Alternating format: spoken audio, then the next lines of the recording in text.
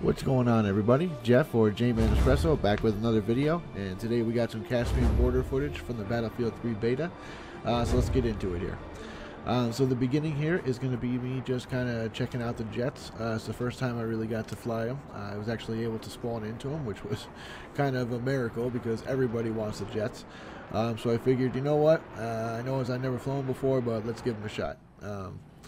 So the first bit is just me kind of flying around, checking them out, seeing how the controls work.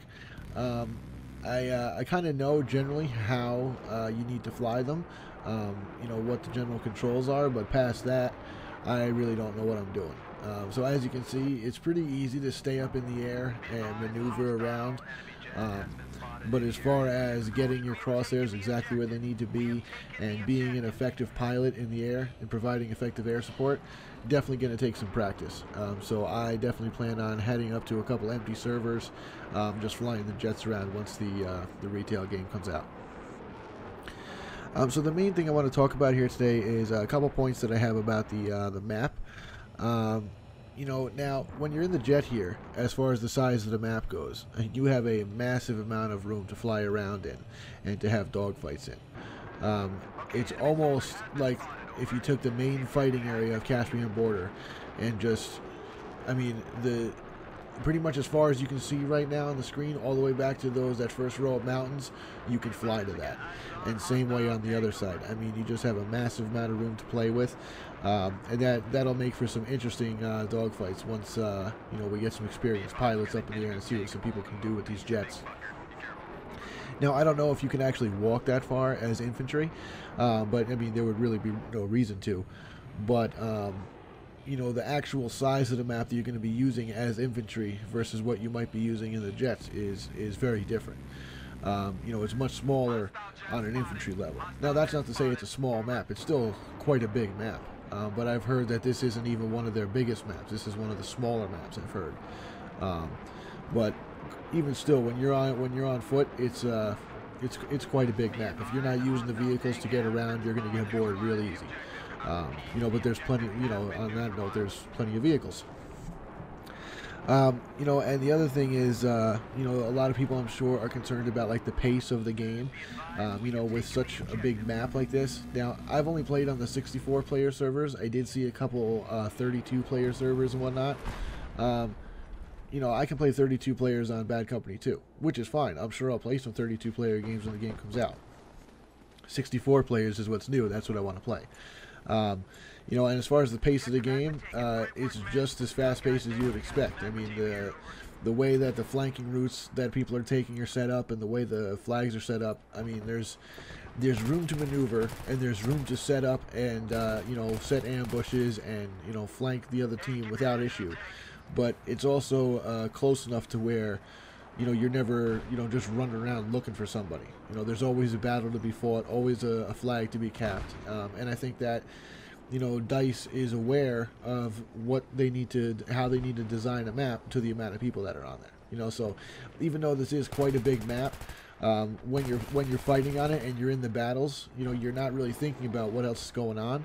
But, you know, right here, I'm just capping this one, you know, this one flag here. I start out by myself, and I believe a couple other guys come to help me out, and we get the, you know, we finally get the cap.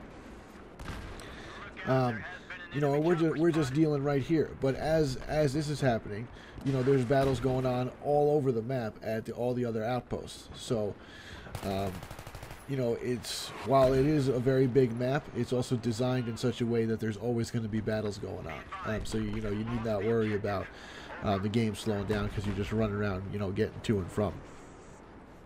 And what I mentioned about like the flanking routes, you know, those are going to change as the game goes on. I mean, so as people develop a couple of routes to get themselves from to and fro, because whenever you're going to be running to and from a flag and moving out in the open, you're always going to be thinking about the route that you take. And as you play the game, you'll just start to develop, you know, safe routes for yourself. And those will change as time goes on. And with a map of this size, you know, you don't have to worry about, you know, new ideas, you know, running out of them. And, you know, people just always know where people are going to be. And it's just going to be a camp fest. People just camp the choke points. And, you know, it just gets boring after a while. with a map of this size, there's always a different way to go. There's always a way that's not going to be covered, and there's always going to be a way to move undetected and to, you know, make your own flanking route out of nothing.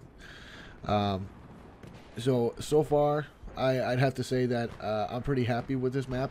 It's definitely a welcome change from Operation Metro. I was getting a little bored with Operation Metro. Now when the full game comes out, you know, I'm not going to skip that map just because we played it a lot in the beta, but I'm just glad to see that, you know, that the maps are much bigger and that this game really is a lot of what they showed us, because Operation Metro, while a lot of fun, wasn't really what I expected for the core Battlefield experience. You know, even though, don't get me wrong, I had a lot of fun playing on the map. I like Rush, that's my preferred game mode. But I've been playing some Conquest here, and I've also been playing some Conquest and Bad Company 2, and I'm going to start playing some Conquest. It's never been a game mode that I played. I'm definitely going to be starting to play some, because playing on Caspian Border here has been an absolute blast.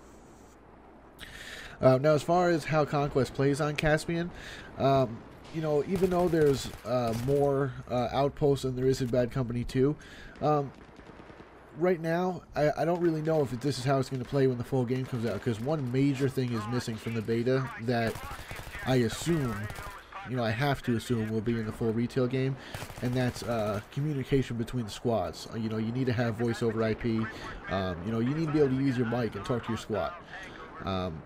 If you can't do that, then this game's really going to suffer, so I'm sure that'll be in the game. I have no doubt that DICE is going to put that in. But right now, it's kind of hard to, you know, unless you have a couple friends and you're using TeamSpeak or Ventrilo, something like that, it's kind of tough to coordinate your movements, even with your squad. So if you're in a squad that has people that don't want to work together, you may find yourself alone a lot of the times. And with a map like this, and especially Conquest, where, you know, you're trying to control points as a team, you need to be able to coordinate with at least your squad and be able to move as a unit and do the same thing together. It's a lot easier to cover ground and capture the points when you have 2 or 3 other guys helping you out, watching your back. You know, when you're just moving around by yourself, which a lot of the times I am here, you know, it's a little tougher. You know, but I think once the full game comes out and we have the communication, it'll be a little bit easier. And you know, plus you got to remember, this is the beta. People are just checking things out. And capturing the objectives, you know, just playing the objective in general is not everybody's priority. I mean, you know, you got half the team a lot of the times just camping the spawn waiting for jets. So, I mean, it's not always going to be how, you know, this is just the beta.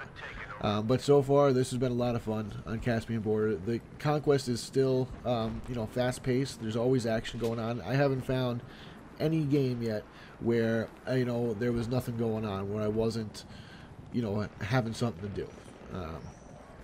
So I mean, so far so good, you know. I just wanted to do this quick here, just the highlights of one of my early games. So there you go. That's about it. That's my thoughts on Conquest on Caspian Border. I will have more before the beta ends. I hope I'll be playing more until the beta ends, so I'll have some more videos for you. Hope you guys liked it. If you did, make sure to rate the video and leave a comment. And if you haven't done so already, please subscribe. Alright everybody, that'll be it. I'll see you later. Until next time, take care.